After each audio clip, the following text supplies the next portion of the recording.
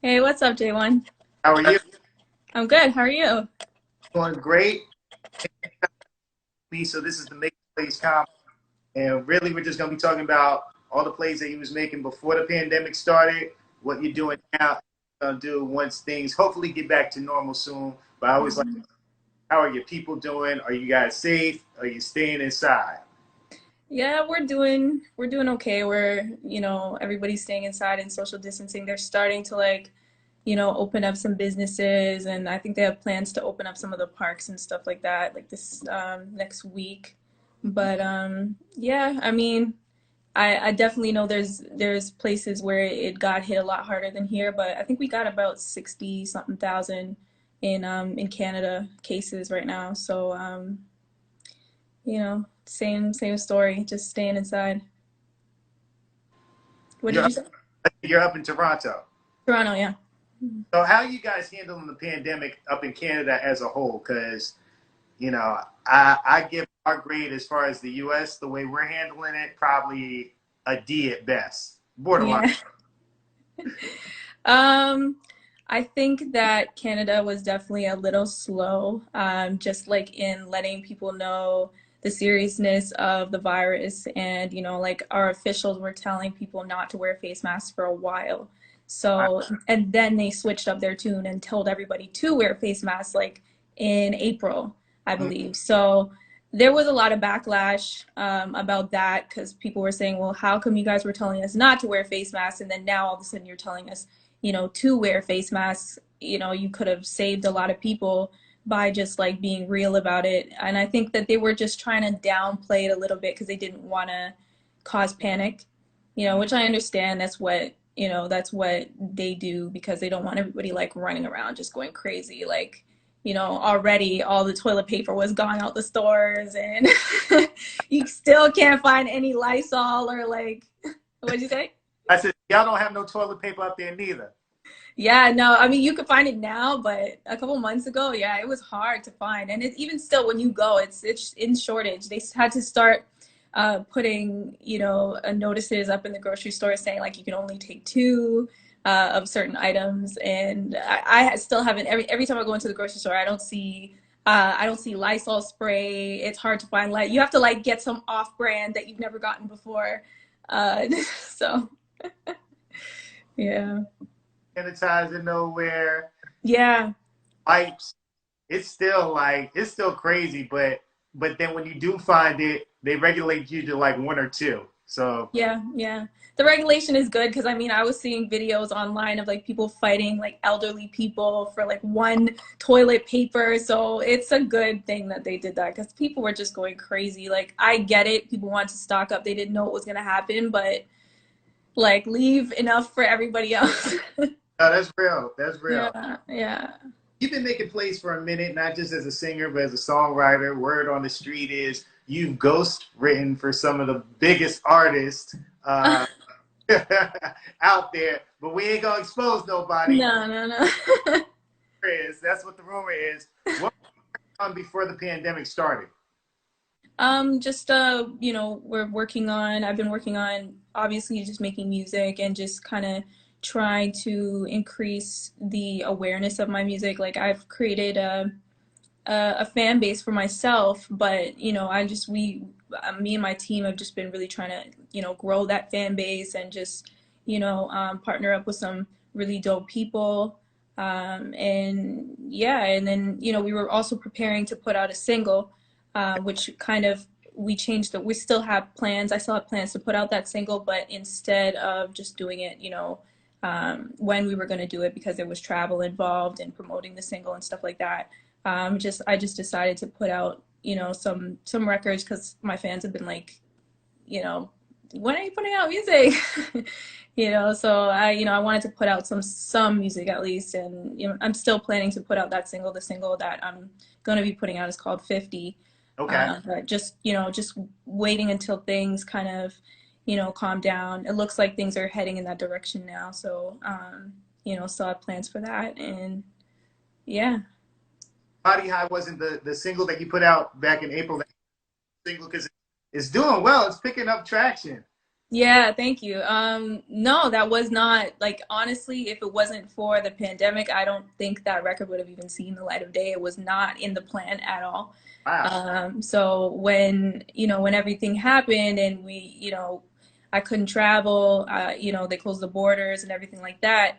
Um, I just decided like I wanted to still put something out, and that just seemed like the record that I feel like I could have, put out there, shoot a simple video to it, instead, because obviously, I didn't want to try to get a bunch of people in my video. That's not safe.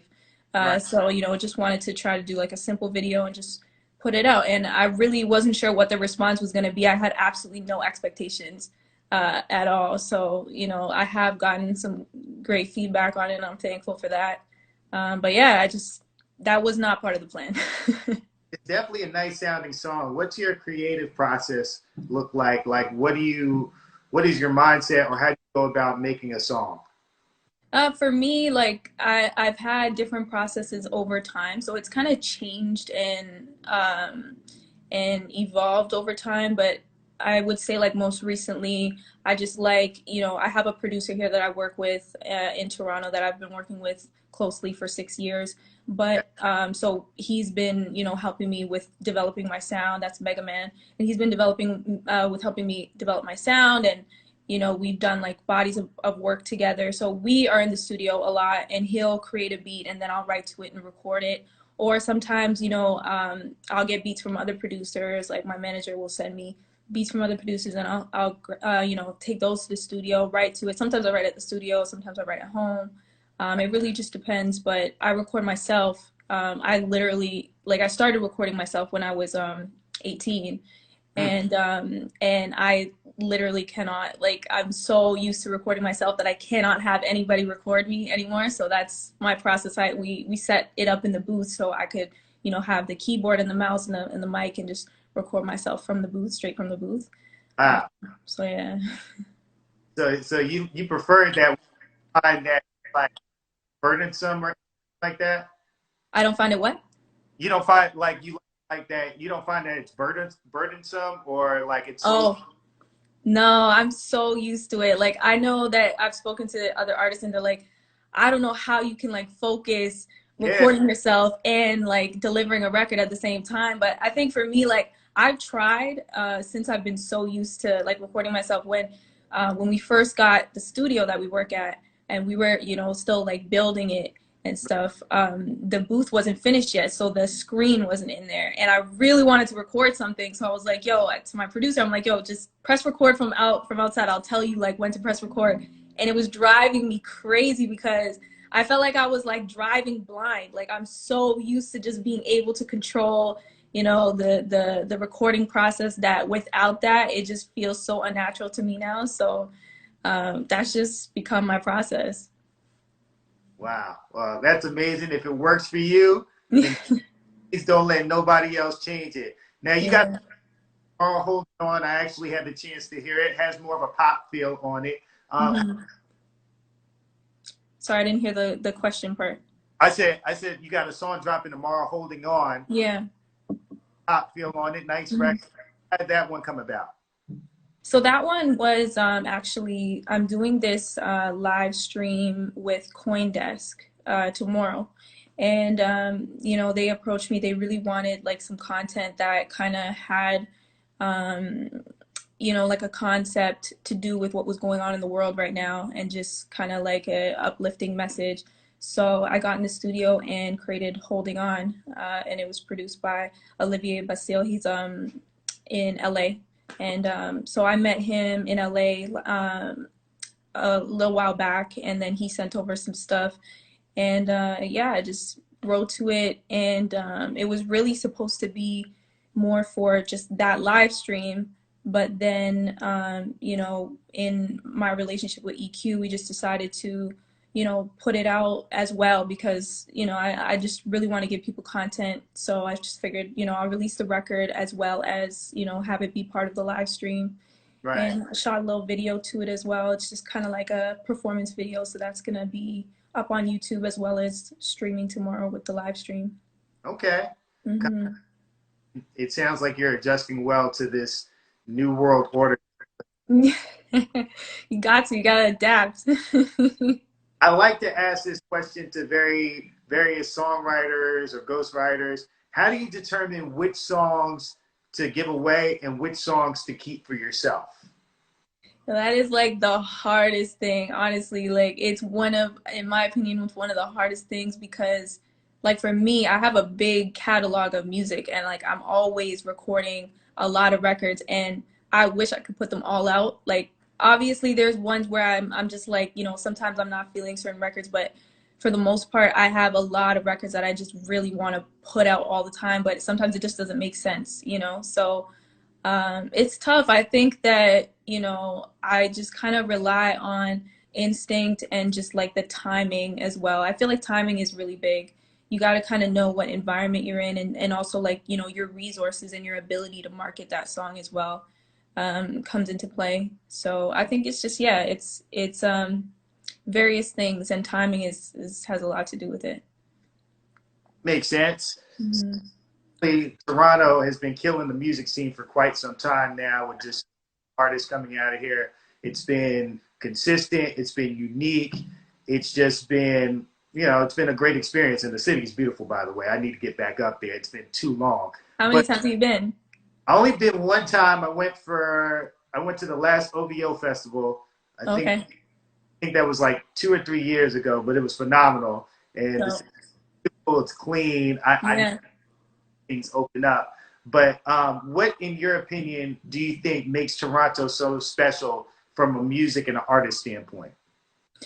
I think it's a couple things. Like, we're very Caribbean influenced. Like all of our for the music for the urban music scene, all of our Black people in Canada are mostly Caribbeans or African, right? So it's different than in the States where you guys have generations of people that have been in the States for a long time. A lot of us are, our parents or our grandparents are directly born in the Caribbean, so the tie to that culture is very dominant here, to the point where a lot of people, I think, don't from other places don't realize that it's not abnormal to see like a white person or an Indian person or Asian person you know bringing out the patois at times, because Jamaican culture and Toronto culture is kind of like merged into its own culture, which is like married. So I think that that has a lot to do with the music scene. It has an influence on the music that is being created, and also our in Toronto, our it's a big city, but it's a small music scene. So there's a lot of people that are trying to make it out, and our record labels unfortunately are just not as supportive, especially of urban music. And so I think that when you have to fight really hard to get noticed, Right. it creates this substance because everybody's fighting to be noticed and everybody's fighting to get better. So we're just, I think that there's like a substance in Toronto that's kind of starting to cut through. That's been there for for a long time, but it's starting to finally cut through because we have people like Drake and The Weeknd and Tory Lanez that are paving the way and just bringing attention to the talent that's in the city and has been in the city for a long time. Definitely. And shout out to too. He released an incredible project on Friday. So Hmm. Absolutely. I think I'm a fan of the city. Oh, I have to correct myself. I've been up there 2 times. The first time was All Star when y'all had Okay, it was freezing. freezing. Crazy up there. Yeah, yeah.